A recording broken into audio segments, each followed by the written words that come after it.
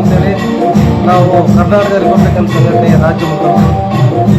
ಅದಕ್ಕಿಂತ ಮೊದಲಿಗೆ ನಮ್ಮ ಭೀಮ ಸಂಘಟನೆಗಳ ಮಹಾಒಕ್ಕೂಟದ ರಾಜ್ಯ ನಾಯಕರಾದಂಥ ನಮ್ಮ ಮರಿಯಪ್ಪಣ್ಣನವರ ಒಂದು ಕರೆಗೆ ಮತ್ತು ನೆತ್ತಿಗೊಂದು ಸೂರು, ಕೃಷಿಗೊಂದು ಭೂಮಿ, ವಾಸಿಸಲು ಗುಡಿಸಲುಗಳಿಲ್ಲದ ಅಮಾಯಕ ಮುಕ್ತ ಜನರ ಒಂದು ಶ್ರೇಯಾಭಿವೃದ್ಧಿಗಾಗಿ ಮತ್ತು ಅವರ ಶ್ರಮವನ್ನು ನೋಡಿ ನಮ್ಮ ರಾಜ್ಯಾದ್ಯಂತ ಮರಿಯಪ್ಪಣ್ಣನವರ ಹೋರಾಟದ ಇತರ ಭೀಮ ಸಂಘಟನಾ ಮಹಾ ಒಕ್ಕೂಟದಿಂದ ಬಾಬಾ ಸಾಹೇಬ್ ಅಂಬೇಡ್ಕರ್ 100ನೇ ವರ್ಷದ ಅಂಗವಾಗಿ ನಾವು ಒಂದು ಕಾರ್ಯಕ್ರಮವನ್ನು ನಿಗದಿಪಡಿಸಿದ್ದೀವಿ.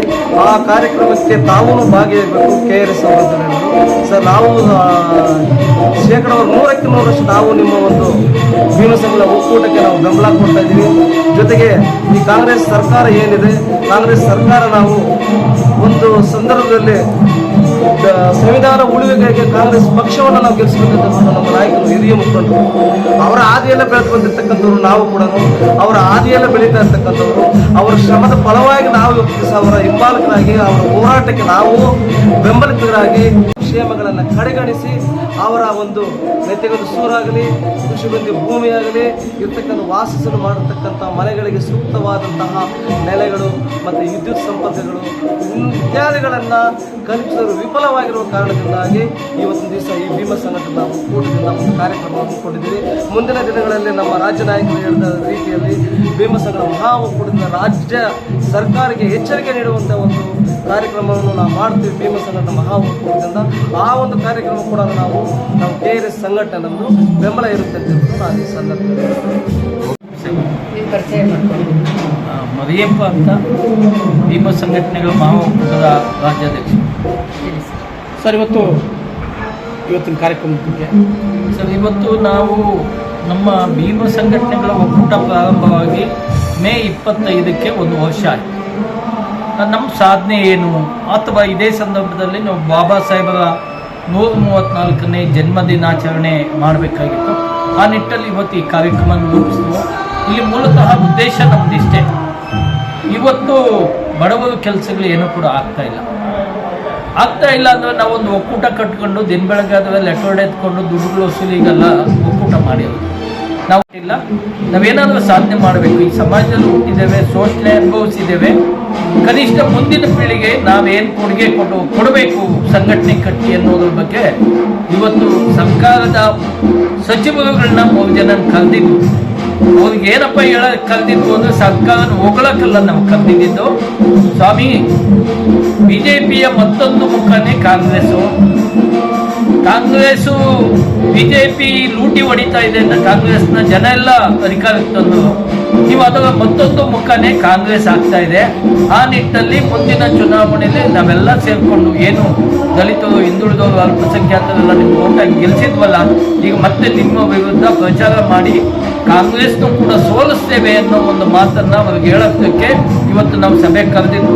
ವಸತಿ ಸಚಿವರು ಬಂದಿದ್ದು, ಆಯಿತು, ನನ್ನ ಕಾಟಾಚಾರಕ್ಕೆ ಬಂದು ಹೋಗಿದ್ದಾರೆ.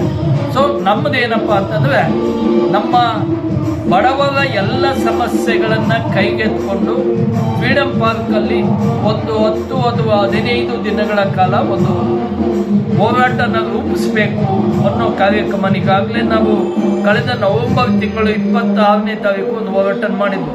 ಸ್ಲಮ್ ಜನರ ಸಮಸ್ಯೆಗಳಿಗೆ ಕೈಗೆತ್ಕೊಂಡು 2 ದಿನ ಹೋರಾಟ ಮಾಡಿದ್ವು. ಸೊ ಅದೊಂದು ಸಭೆನೂ ಆಯಿತು ಮಿನಿಸ್ಟರ್ ಜೊತೆ. ಆದರೆ ಕೆಲಸ ಯಾವುದೂ ಕೂಡ ಸಕ್ಸಸ್ಗಳು ಆಗ್ತಾ ಇಲ್ಲ. ಇವತ್ತು ದುಡ್ಡಿರೋ ಕೆಲಸ ಆಗ್ತಾ ಇದೆ, ಬಡವರಿಗೆ ಚಪ್ಪಲಿ ಸಮೇತ ಇದೆ, ಕೆಲಸಗಳಾಗ್ತಾ ಇಲ್ಲ. ಅದಕ್ಕೆ ಒಂದು ಸರ್ಕಾರಕ್ಕೆ ಎಚ್ಚರಿಕೆ ಕೊಡಬೇಕು ಅನ್ನೋ ನಿಟ್ಟಿನಲ್ಲಿ ಇವತ್ತಿನ ಕಾರ್ಯಕ್ರಮ ರೂಪಿಸಿದ್ದು ಮಾಡ್ತಾ ಇರೋದು ಕೂಡ. ಇವತ್ತು ಅಂತಿಮವಾಗಿ ನಾವು ಮುಂದಿನ ಹೋರಾಟದ ರೂಪುರೇಷೆನ ಏನು ಮಾಡಬೇಕು ಅನ್ನೋದನ್ನು ಫಿಕ್ಸ್ ಮಾಡೋಕ್ಕೆ ಇವತ್ತಿಲ್ಲಿ ಜಯಂತಿಯನ್ನು ಮಾಡ್ತಾ ಇದ್ದೀವಿ. ಆ ನಿಟ್ಟಲ್ಲಿ ಸರ್ಕಾರ ಎಚ್ಚೆತ್ಕೊಳ್ಳಲ್ಲ, ಅದು ನಮ್ಗೆ ಕನ್ಫರ್ಮ್ ಆಗಿದೆ. ನಾವು ಹೋರಾಟದ ರೂಪುರೇಷೆಗಳನ್ನ ಏನು ಮಾಡಬೇಕು ಅನ್ನೋದನ್ನು ಇವತ್ತು ತೀರ್ಮಾನ ಮಾಡಿ ಮುಂದಿನ ಸರ್ಕಾರದ ವಿರುದ್ಧ ನಮ್ಮ ಧೋರಣೆ, ಸಂಘಟನೆಗಳು ಯಾವ ರೀತಿ ಇರಬೇಕು ಅನ್ನೋದನ್ನು ನಾವು ಫಿಕ್ಸ್ ಮಾಡೋಕ್ಕೆ ಇವತ್ತು ಈ ಆಚರಣೆ ಕೂಡ ಅದಕ್ಕಾಗಿದೆ. ವೈಟ್ ಫೀಲ್ಡ್ ಮುರುಗೇಶ್ ಅಂತ ಭೀಮ್ ಪ್ರಜಾ ಸಂಘದ ಸಂಸ್ಥಾಪಕ ರಾಜ್ಯಾಧ್ಯಕ್ಷರು. ಏನು ಈಗಾಗಲೇ ನಮ್ಮ ಹಿರಿಯ ಹೋರಾಟಗಾರರಾದಂಥ ನಮ್ಮ KGS ಮರಿಯಪ್ಪಣ್ಣವರು ಏನು ರಾಜ್ಯಾದ್ಯಂತ ಅನೇಕ ಹೋರಾಟಗಳು ಅವರ ಹಾದಿಯಲ್ಲಿ ನಾವು ಬೆಳೆದು ಬಂದಿರತಕ್ಕಂಥ ಏನು ಇವತ್ತು ನಾವು ದಾರಿ ಇವತ್ತು ಈ ಹೋರಾಟಗಾರರಂತ ನಾವು ಗುರುಸ್ತಾ ಇದ್ದೀರಿ ಅಂತ ಹೇಳಿದ್ರೆ ಇವತ್ತು ಅವ್ರನ್ನ ನೋಡಿ ನಾವು ಬೆಳೆದು ಬಂದಿರೋದು. ಹಾಗಾಗಿ ಏನು ಈಗಾಗಲೇ ಏನು ಚುನಾವಣೆ 2023ರಂದು ನಮಗೆಲ್ಲ ಕರೆ ಮಾಡಿ ನಾವೆಲ್ಲ ಈ ಸರಿ ಸಂವಿಧಾನ ವಿರೋಧಿ ಪಕ್ಷವನ್ನು ನಾವು ಈ ಸರಿ ಕುರ್ಚಿಯಿಂದ ಇಳಿಸ್ಬೇಕು, ಹಾಗಾಗಿ ಇಡೀ ರಾಜ್ಯಾದ್ಯಂತ ನಾವು ಒಂದು ಪ್ರವೇಶ ಮಾಡಿ ಜನಗಳಿಗೆ ಅರಿವು ಮೂಡಿಸಿ ಮತ್ತು ಈ BJP ಸರ್ಕಾರವನ್ನು ಮನೆಗೆ ಕಳಿಸುವಂಥ ಕೆಲಸ ನಾವು ಮಾಡೋಣ ಅಂತೇಳಿ ನಮ್ಮ ಹಿರಿಯ ಹೋರಾಟಗಾರರಾದಂಥ ನಮ್ಮ ಮರಿಯಪ್ಪಣ್ಣವರು ನಮಗೆ ಕರೆ ಕೊಟ್ಟಾಗ ನಾವೆಲ್ಲರೂ ಸೇರಿ ಒಂದು ಎದ್ದೇಳು ಕರ್ನಾಟಕ ಎಂಬ ಒಂದು ಸಂಘಟನೆ ಮುಖಾಂತರ ಇಡೀ ರಾಜ್ಯಾದ್ಯಂತ ನಾವೆಲ್ಲ ಏನು ಅಲ್ಲಲ್ಲಿ ಎಲ್ಲ ಜಿಲ್ಲೆಗಳಲ್ಲೂ ಪ್ರವಾಸ ಮಾಡಿ ನಾವು ಈ ಕಾಂಗ್ರೆಸ್ ಸರ್ಕಾರವನ್ನು ನಾವು ಕುರ್ಚಿನಲ್ಲಿ ಕುತ್ಕೊಳ್ಳೋ ಥರ ನಾವು ಮಾಡಿದ್ರಿ. ಹಂಗಾಗಿ ಇವತ್ತು ಕಾಂಗ್ರೆಸ್ ಸರ್ಕಾರದವರು ಬಡವರ ಪರವಾಗಿ ಯಾವುದೇ ಕಾರಣಕ್ಕೂ ಇಲ್ಲ. ಯಾಕಂದರೆ ನಮ್ಮ ಕಣ್ಣು ಮುಂದೆ ಅನೇಕ